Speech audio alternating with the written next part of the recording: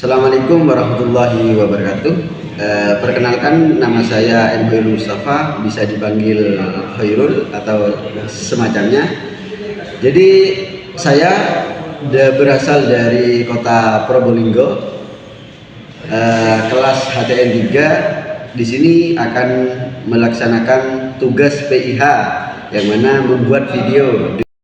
Assalamualaikum warahmatullahi wabarakatuh. Perkenalkan, nama saya Alfi Ferdianto, alamat Bangsal Sari Jember, dari kelas HTN 3. Baik, di sini saya akan menjelaskan tentang pentingnya hukum bagi masyarakat, yang mana ada satu kisah atau satu kasus yang terjadi di lingkungan Madura, yaitu di sekitar Bangkalan, yang mana seorang perempuan hamil di luar nikah yang itu dibakar dan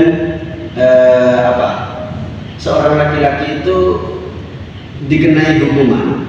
Maka di sana ada beberapa problematika yang hukum dianggap nyeleneh, yang mana kenapa harus terjadi pembakaran? Kenapa harus dibakar? Kenapa nggak dihukum saja?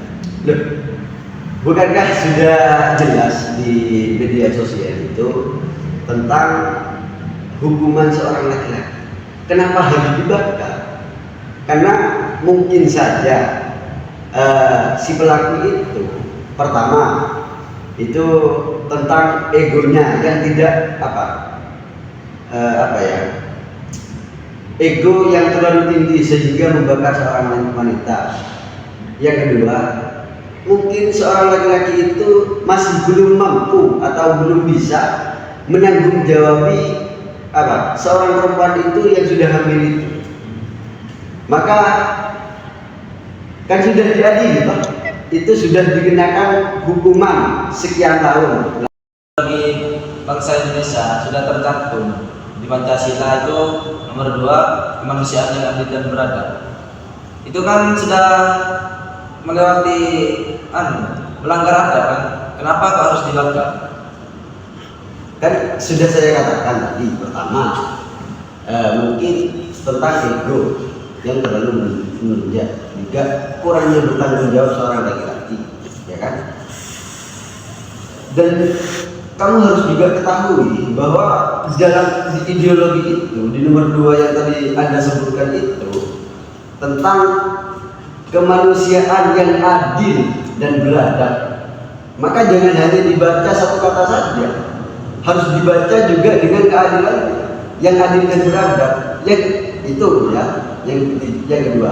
Yang ketiga, di dalam undang-undang pasal 1 ayat 3 menyatakan bahwa negara kita adalah negara hukum, yang mana segala bentuk perilaku manusia yang tidak memanusiakan manusia itu harus dihukum. Karena mengapa? Karena kita adalah negara hukum. Jadi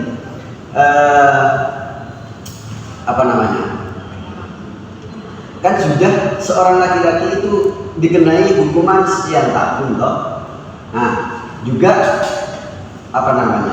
sudah itu adalah bentuk tanggung jawab seorang laki-laki, sudah menjalankan sebuah hukum, sudah menjalankan sebuah hukuman atau panggilan dari kepolisian, yang mana itu merupakan bentuk tanggung jawab seorang laki-laki. Mengapa masih mempermasalahkan tentang pembakaran itu? Nah, gini Mas, kan di desa-desa itu kan kebanyakan hamil di luar nikah, itu ditanggung jawabkan Mas sama yang hamil dikawini. Itu kan kenapa kok gak ada pikiran kalau dinikahin kan sudah beres Mas? Nah, kan beres sudah kan dinikahin, kenapa itu harus dibunuh? Jadi permasalahannya kenapa kok tidak dikawini saja? Iya kan? Ya. Kenapa kok tidak dikawini saja? Kenapa harus dibakar? Dibantu-bantu sudah sekian kalinya, karena manusia itu tidak hanya berakal saja, tapi dibalik akal itu ada nafsu, yang mana ketika akal cuma bersanding dengan nafsu, nah akal ini akan apa? Maksudnya tidak apa ya? Tidak mampu menyaingi nafsu itu sendiri, kecuali akal ini dikaitkan dengan hati. Seperti itu, Mas. Jadi nafsunya mungkin sedemikian rupa, maka terjadilah pembakaran. Ketika sudah seperti itu, terkadang bukan itu kan sudah terjadi, toh. Kasus yang ada kasus sekarang itu sudah terjadi. Makanya hukum sudah memainkan atau paling tidak yang apa? Yang laki-laki sudah dihukum. Seandainya tidak terjadi, memang semua manusia, ya pergerakan manusia yang itu tidak memanusiakan manusia itu apa? Dilindungi oleh hukum. Karena sesuai pasal kan tadi sudah saya sebutkan bahwa kita negara hukum, toh. Jadi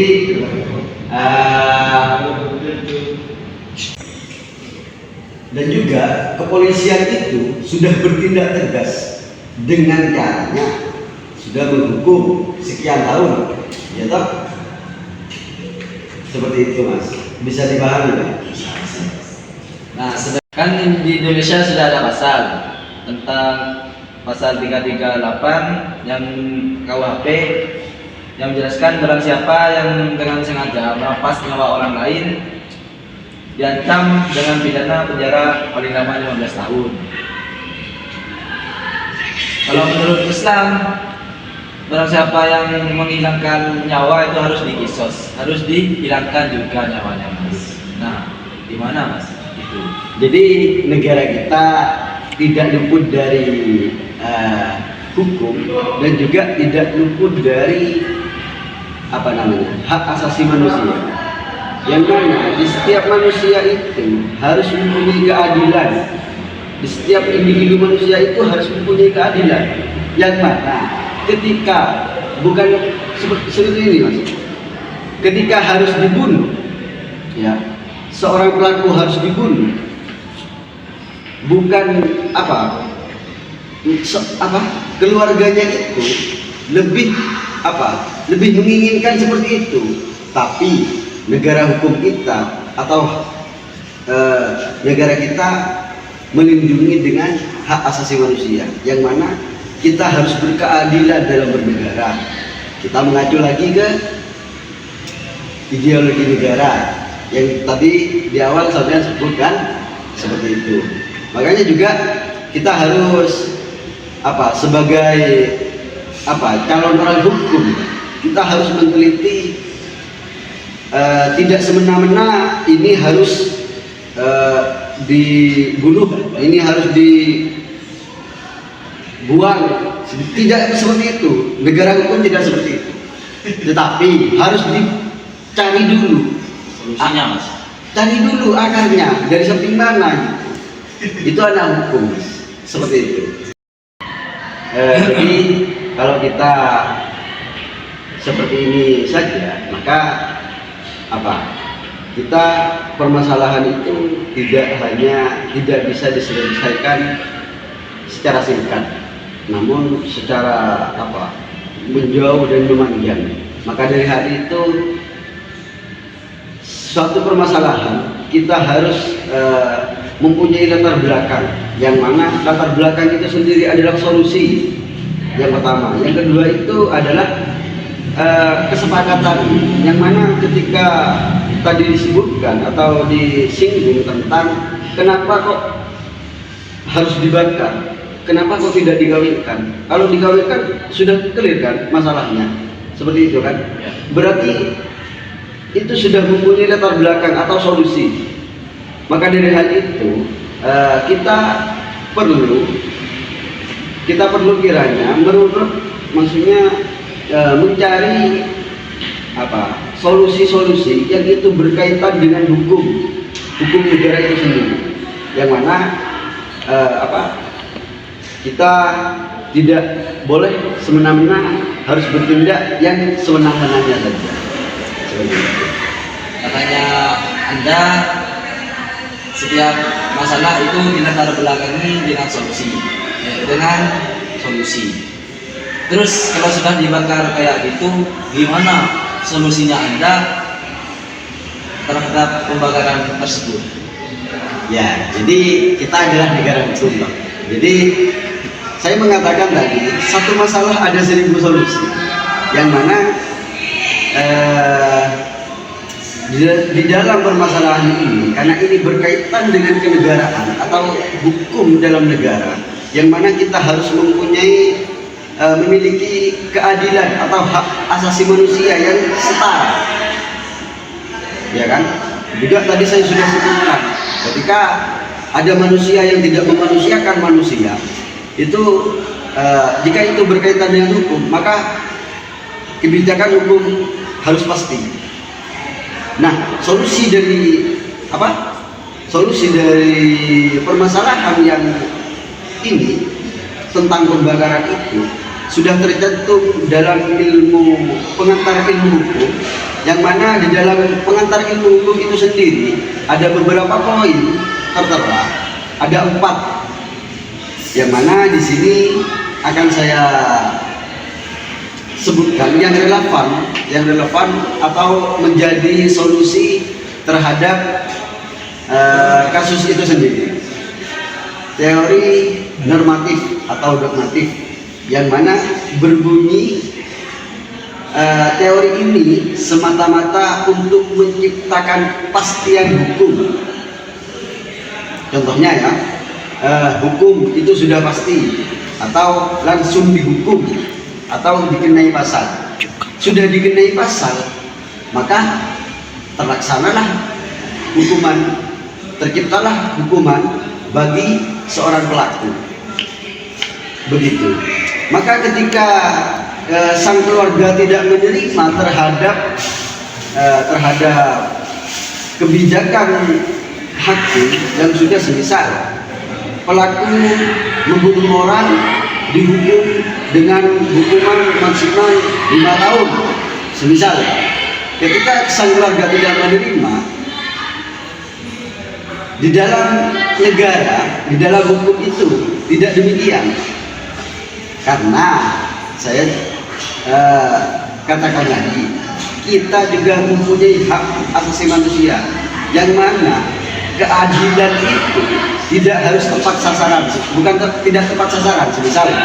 Semisal saya memberikan satu buku sampean, kamu untuk menciptakan keadilan yang setara tidak harus memberikan buku juga terhadap begitu.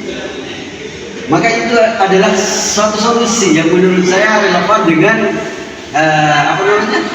permasalahan yang ada di Bangkalan itu, yang mana seorang perempuan hamil di luar nikah dibunuh dan dibakar, itu sadis banget gitu.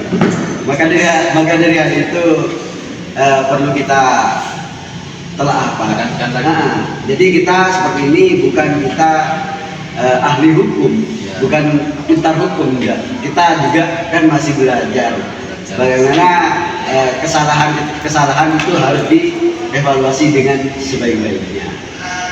Mungkin sekian dari video kami. Apabila ada tutur kata yang kurang pas, kami mohon maaf yang sebesar-besarnya. Semoga saja video kali ini menjadi pelajaran yang lebih baik ke depannya.